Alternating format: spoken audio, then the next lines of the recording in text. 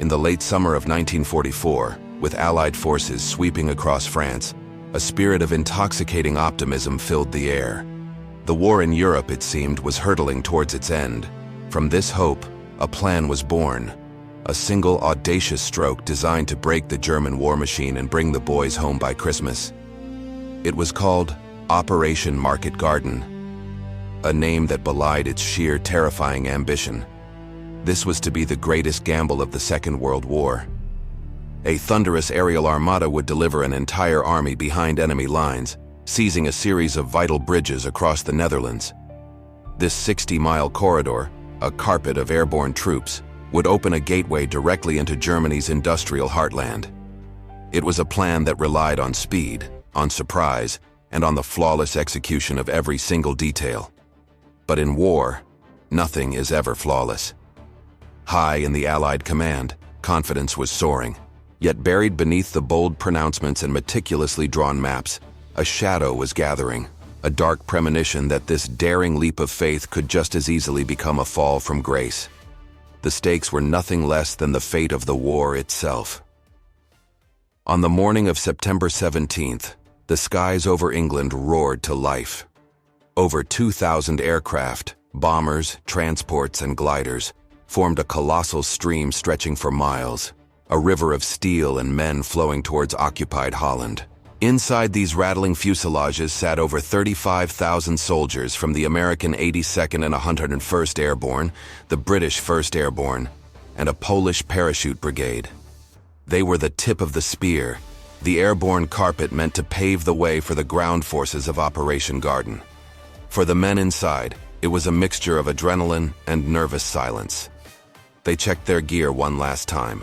The quiet rustle of parachute silk, a stark contrast to the deafening drone of the engines. As they crossed the Dutch coast, the serene landscape below erupted into a hell of black puffs, German anti-aircraft fire.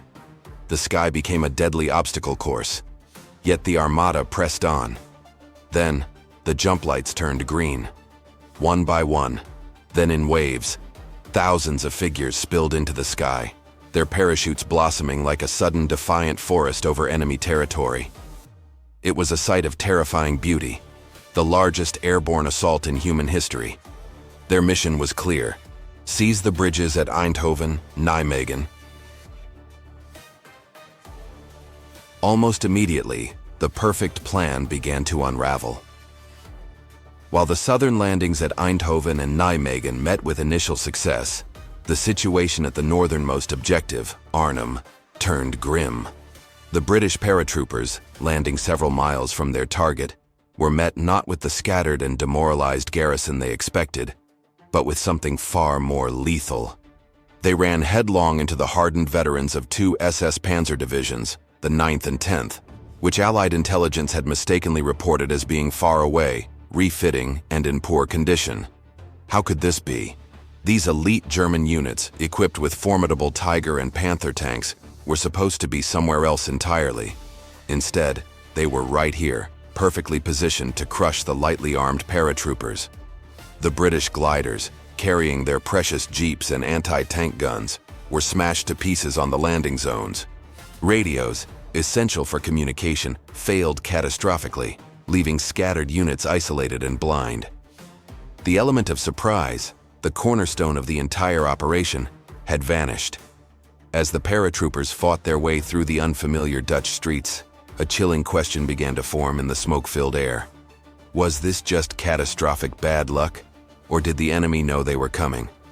The perfectly coordinated German response felt less like a coincidence and more like an ambush. The catastrophic failure at Arnhem ignited a firestorm of controversy that has burned for decades. As the dust settled, whispers turned into accusations. Rumors of betrayal spread like wildfire through the Allied ranks. Had the entire plan been leaked to the Germans? The search for a scapegoat began, and soon, a shadowy figure emerged from the complex world of espionage and resistance. Christian Lindemans, a Dutch resistance fighter known by the codename King Kong. Lindemans was a giant of a man, a decorated hero who had smuggled Allied pilots to safety. But he was also a double agent, secretly working for the German intelligence service, the Abwehr. Post-war interrogations revealed that Lindemans had indeed passed information to the Germans just before the operation. He claimed he only gave them vague warnings, but some historians argue he delivered the whole audacious plan, the locations, the timings, the objectives. Did a single traitor's whispered words seal the fate of thousands? Another theory points to a less cloak-and-dagger explanation. Just days before the attack, a German officer's reconnaissance plane was shot down over the Allied lines. In the wreckage, a full set of plans for an airborne drop was discovered. Though these were for a different, cancelled operation, they gave the Germans a startlingly accurate picture of the Allies' intentions and capabilities. Was it this, combined with poor Allied intelligence, that doomed Market Garden? The truth remains buried in the fog of war, a tantalizing mystery of what-ifs and who knew what. While commanders debated and spies schemed, the men of the British 1st Airborne were fighting for their lives. Only a small force, led by the charismatic Lieutenant Colonel John Frost, managed to reach the northern end of the Arnhem Bridge. There, numbering no more than 750 men, they dug in, determined to hold the vital crossing at all costs. What followed was an epic of courage against impossible odds. For 4 days and nights, Frost's men held the bridge against a relentless onslaught of German tanks, artillery, and infantry. They fought from houses, from cellars, from rubble-strewn gardens, repelling attack after attack with dwindling ammunition and no hope of reinforcement.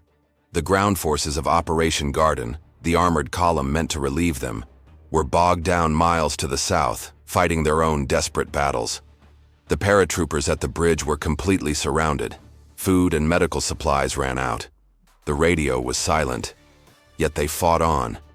Finally, after 9 brutal days of combat, the battle for Arnhem was over. With their positions overrun and their ammunition spent, the few surviving defenders were either killed or captured. Their stand became a legend, a testament to human endurance and bravery. But the bridge was lost. The mission had failed. The highway to the Reich remained firmly closed. The dream of ending the war by Christmas was shattered on the banks of the Rhine. Operation Market Garden was over. The cost was staggering. In 9 days of fighting, the Allies suffered over 17,000 casualties, killed, wounded, or captured. It was a heavier toll than the D-Day landings on Normandy's beaches.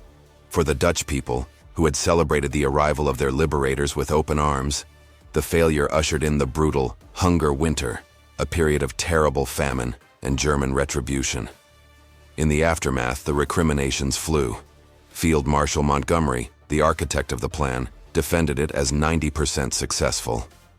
General Eisenhower, the supreme Allied commander, privately called it a defeat. Decades later, the debate continues. Was Operation Market Garden a brilliant plan foiled by bad luck and unforeseen German strength? Or was it a reckless gamble, an act of supreme overconfidence doomed from the start? And the most haunting question of all, was it betrayal? Did a spy's treason or a captured document condemn thousands of brave men to their fate? Today, the bridge at Arnhem stands rebuilt, bearing the name of the man who fought so gallantly to hold it. The John Frost Bridge. Each year, candles are lit and flowers are laid, quiet memorials to the gamble that failed. The ghosts of Arnhem still linger, a solemn reminder that in war, the line between a heroic victory and a tragic defeat can be as thin and fragile as a parachute is silk. The mystery of what truly happened remains one of World War II's most enduring and tragic secrets. Thank you for watching. If you found this piece of history compelling, please consider liking this video and subscribing for more stories from the past.